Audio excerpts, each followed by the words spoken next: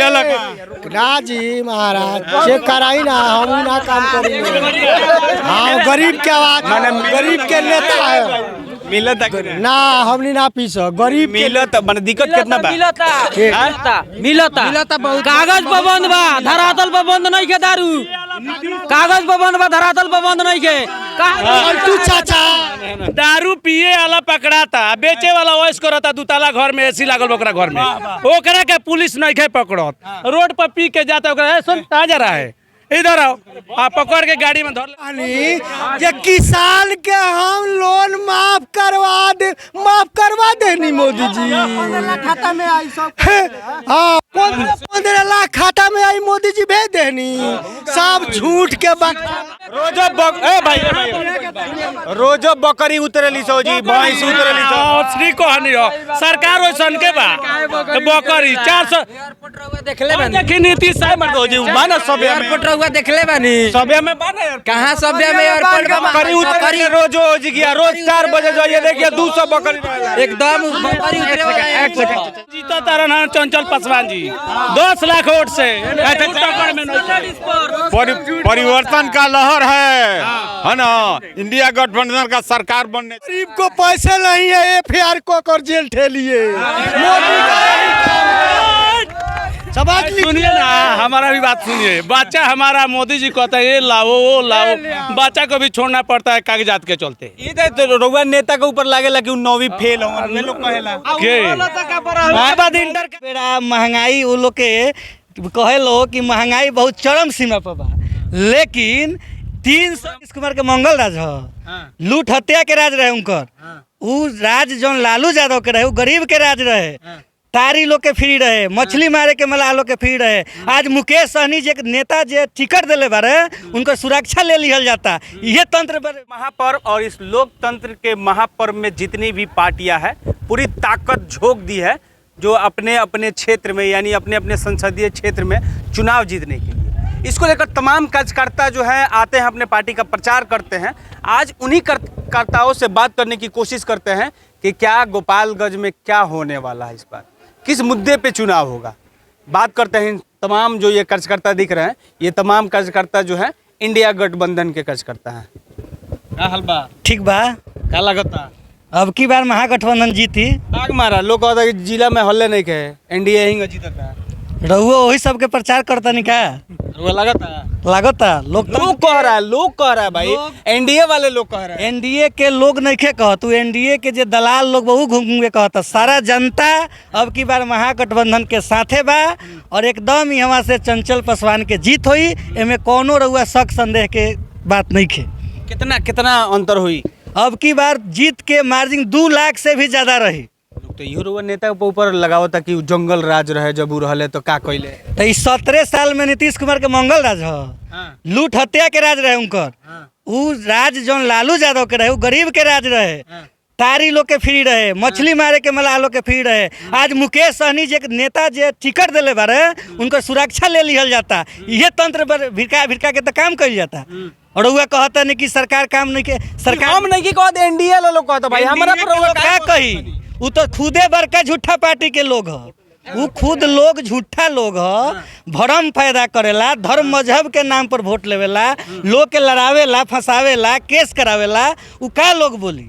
अच्छा वो बड़ा महंगाई रहे, 300 रुपये 400 रुपये सिलेंडर है तो मुड़ी पे लेके घूमत रहे, ये बड़ा का देखी वो बेड़ा महंगाई वो लोग के कहे लो कि महंगाई बहुत चरम सीमा पर बा, लेकिन 300 महंगाई। देखिए एनडीए के जितने भी लोग हैं वो अफवाह हमें बता रहे हैं कि 400 पार, जब अभी आएगा रिजल्ट तो पता चल जाएगा कि कितना उन लोगों का है। और गोपालगंज से हम लोग के जो प्रत्याशी मिले हुए खाली सोशल मीडिया पर बा जादव जिंदाबाद, लालू प्रसाद जिंदाबाद। हाँ हम लोग गरीब के नेता है। हाँ गरीब के नेता हेलीकॉप्टर में नाश्ता करता लोग, हेलीकॉप्टर में साथ में वहाँ के आवे नहीं नाश्ता करे, साथ में करी जनता के बीच बोलने वाले मोदी झूठ नाश्ता वो लोग कर रहे हैं, वो लोग अपना काटने वाला है मोदी जी। बिजली लगवा दिया और गरीब को पैसे नहीं है FIR को कर जेल ठेलिए मोदी का यही काम है। समझ लीजिए सुनिए ना, हमारा भी बात सुनिए। बच्चा हमारा मोदी जी कहता है ये लाओ वो लाओ, बच्चा को भी छोड़ना पड़ता है कागजात के चलते। ये तो रउआ नेता के ऊपर लागेला कि 9वीं फेल हो ये लोग कहेला के बाद इंटर करा होता ठीक बा, बिहार के लाल हवन मोदी जी चाय बेचने वाला है। 17 महीना में इतना आज जे अपना प्रधानमंत्री के कोनो डिग्री सर्टिफिकेट बा आज तक जे लंदन में जाके दाढ़ी बनवावत होके जेकर कोर्ट के बोली लागत होके उ का जनता के सेवा करी 10 साल तक लूटे के काम कइले बा। अब उ कोनो बहाना ना चली, महागठबंधन के सरकार बनी, तेजस्वी यादव के नेतृत्व में पूरा गरीब गुरबा के नौकरी मिली। तो इंडिया वाला लोग ये आरोप लगाओ ताकि रउआ लोग के जो नेता लोग बा वो लोग के स्विच बैंक में खाता में ऐसा कोनो उ लोग झूठा लोग हो। ये 15-15 लाख रुपया उनकर कहाँ गई? तेजस्वी यादव जिंदाबाद, लालू यादव जिंदाबाद, जिंदाबाद रहेंगे। राजी महाराज चेक कराई ना, हम ना काम करेंगे। हाँ गरीब के आवाज, गरीब के नेता है मिलत ना, हमनी ना पी सक गरीब मिलत मन दिक्कत कितना बा? मिलता बहुत। कागज पर बंद बा, धरातल पर बंद नहीं के दारू। कागज पर बंद बा, धरातल पर बंद नहीं के। पलटू चाचा दारू पिए वाला पकड़ाता, बेचे वाला वॉइस करता, दूताला घर में AC लागल ओकरा घर में, ओकरा के पुलिस नहीं खे पकड़त। रोड पर पी के जाता ओकरा ए सुन कहाँ जा रहा है, इधर आओ, आप पकड़ के गाड़ी में धर ले रहा है, जाइए आप कोर्ट में। जे नइखा पियले ओकरा मुंह में पाइप घुसावल जाता, आ जे पियले बा ओकरा के बाइकाट छोड़ल जाता। इहे त बात नीतीश के सरकार। इहो बात बावे कि मान ली कि गरीबे के नु शोषण करेला हो। आ VIP लोग बा पीली तो लोग लगे जाई केहू नहीं खेचा जेल में गोली तो कहता लोग गरीबे बनावेला।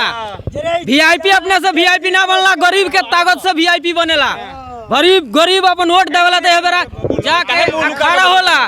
एबरा संसद चाहे पार्लियामेंट में गरीब के देन है जो पहुंचल। कहता कि गोपालगंज में कोनो लड़ाई नहीं के एनडीए हिंगा जीतता एनडीए गोपालगंज में सही लड़ाई नहीं के एनडीए 10 लाख वोट से महागठबंधन जीता तारा चंचल पासवान जी 10 लाख वोट से। परिवर्तन का लहर है ना, इंडिया गठबंधन का सरकार बनने जा रहा है। ए महाराज एयरपोर्ट बन गई गोपालगंज में। वो एयरपोर्ट का देखिए सर कागज में रुक भाई रुको, रोजो बकरी उतरली सो जी, भैंस उतरली सो। श्री कहनी हो सरकार वैसन के बा बकरी 400 देखले बानी। देखी नीतीश साहब मर दो जी माना सब एयरपोर्ट रहुआ देखले बानी। सबे में बाना यार कहां सभ्य में एयरपोर्ट बा? बकरी उतरली रोजो हो जी गया, रोज 4 बजे जाइए देखिए 200 बकरी एकदम बकरी उतरे वाला। एक सेकंड आपको चैनल को बहुत बहुत धन्यवाद। आप उस समय से बहुत सारी सवाल जवाब तमाम नौजवान युवा साथियों से करते आ रहे हैं। देखिए ये गोपालगंज जिला है। गोपालगंज जिला में इसके पहले जो आलोक कुमार सुमन डॉक्टर साहब सांसद हुआ करते थे, उसके बारे में आप एक भी सवाल किसी भी जनता से नहीं पूछ पाए। नहीं, आप खाली भटकाने 400 पार मोदी के एक लहर है, आप बोल रहे हैं। सुनिए पहले, आप ही खाली भटका रहे हैं, लेकिन इस चीज को आप भली भांति जानते हैं। लेकिन मैं आपके चैनल के माध्यम से मैं आपसे अवगत कराना चाहता हूं कि आप और बड़े भाई मनीष ऋषि जीरो ग्राउंड के माध्यम से आप लोग जाके ईमानदारी पूर्वक मजबूती के साथ आलोक कुमार सुमन जी से पूछिएगा। पीछे हैं हम, आपके नेताजी बचा रहे थे, प्रेम शंकर भाई उनको बचाए, वीडियो चैनल पे पड़ा हुआ हम पूछ रहे, हम कह रहे उसको पहले सुनिए, उसके बाद से कैसे आप जानेंगे हम क्या कहने वाले हैं। 5 साल के कार्यकाल में क्या किया गोपालगंज में, हमारे गोपालगंज की जनता। एयरपोर्ट सुनिए, एयरपोर्ट बना है, कैसे बना है, ये में भले भांति आप जानते हैं। आप सुनिए ना पहले, आप ये चीज सुनिए ना। 5 एयरपोर्ट पर आप मैंने नहीं दीजिएगा, मैंने नहीं बोलने दीजिएगा। 5 साल में एयरपोर्ट के नाम पर वो लोग राजनीति 10 साल। अरे इसको हम बोल रहे हैं लोग जनक रामो जी को सुनिए ना। एयरपोर्ट 10 साल हो गया आपके कहने के हिसाब से, अभी तक उसका सुन लीजिए ना, पहले हमसे पहले पूछिए ना। आप जाकर देखिएगा उनका बाउंड्री का जीर्णोद्धार नहीं हुआ है, उसका पिलर भी तक नहीं हला हुआ है। गोपालगंज जिला के पेशा से डॉक्टर आलोक कुमार सुमन अच्छी तरह से वो जानते हैं। नेता लोगों का सुख दुख देखने वाले, दुख में रहने वाले लोग ही नेता हो सकता है, सेवक हो सकता है। एसी में हवा खाने वाले कभी नेता नहीं हो सकता है। नेता को तमाम ग्रामीण जनता को दुख दर्द को नहीं समझ सकता है। दूसरी की बात, आप जाकर उसे पूछिएगा, आप उसे जाकर पूछिएगा, देखे भी नहीं। आप उसे जाकर इस चीज को पूछिए। डॉक्टर है भाई, वो कहते हैं कि हम अपने नहीं सुनिएगा, खाली भुटकाने वाला बात बतिया रहे हैं आप। कहिए सुने सर, आप खाली भटकाने वाला बात मत बताइए। मैं सुनिए नहीं, तो हम बता रहे हैं, पूछिए आलोक कुमार सुमन। अरे वो इलाज करे ले डॉक्टर हवन, कितना लोग का इलाज इलाज हो नहीं। सुनी ना, एयरपोर्ट बनवा दिले आ देह में जरा हार्ट के बीमारी बा उ जहाज पर चढ़ सकता। पहले ओकर रोगी ने ठीक करी तब ओकरा बाद में एयरपोर्ट बनवाई। आ जहाज पर चढ़े वाला सबका धन बा, रुपया पैसा बा, सुविधा बा कि जहाज पर चढ़ी, इहे काम हो।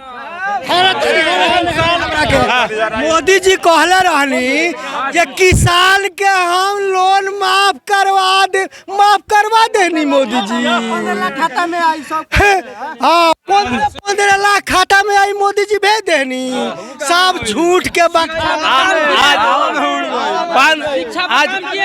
रोकिए आज 10 साल पहले रहे वो हमारा लोन कांग्रेस।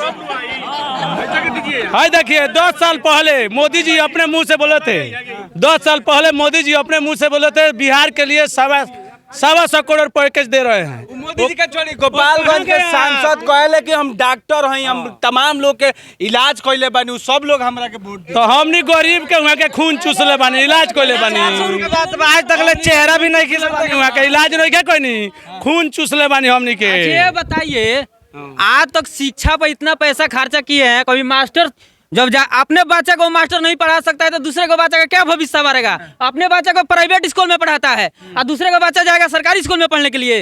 है जब इतना जब कॉन्फिडेंस है तो हम अपने बच्चे को पहले पढ़ाएंगे तब न दूसरे को बच्चे को पढ़ाएंगे। हम कहते हैं कि हम गोपालगंज के निवासी हैं।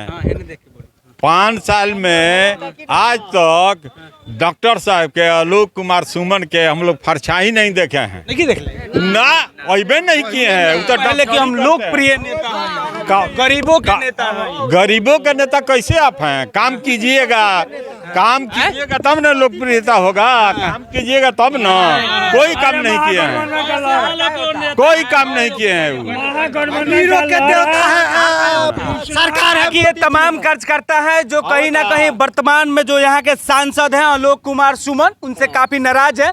केवल कर्ज करता ही नहीं, तमाम जो गोपालगंज के लोग हैं वो भी नाराज है। नाराजगी का वजह यह है कि वो अपने कार्यकाल में कुछ विशेष किए ही नहीं है जिसके वजह से उनका चर्चा हो। ये तमाम लोगों को जहां हम लोग जा रहे हैं तो आलोक कुमार जो सुमन है उनसे लोगों की नाराजगी देखने को मिल रही है।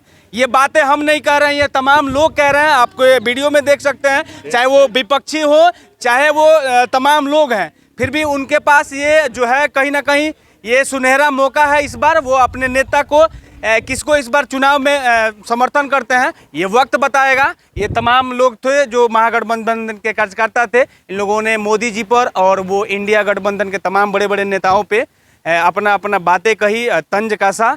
बाकी आप इस वीडियो के बारे में क्या सोचते हैं, अपना विचार जरूर दीजिए।